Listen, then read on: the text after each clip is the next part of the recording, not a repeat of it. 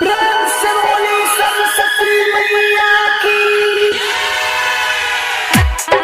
आई वाली बेटिया तोहार DJ Sumit Satish DJ Sumit Satish DJ Sumit Satish आई वाली बेटिया तोहार। अभी आप सुन रहे हैं खाजे डी से धड़कन फिल्म्स की शानदार प्रस्तुति।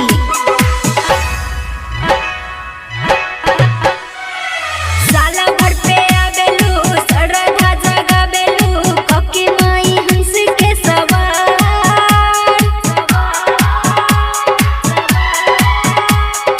नजरी घुमा दना चढ़ा ओढ़ा दना आइल वाली बेटिया तोहार।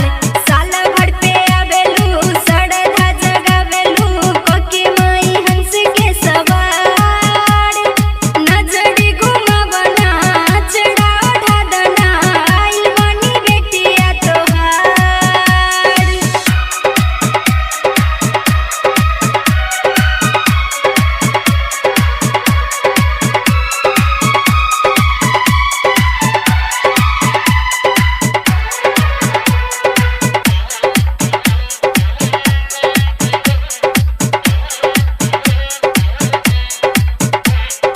अभी आप सुन रहे हैं खाजे डी से धड़कन फिल्म्स की शानदार प्रस्तुति।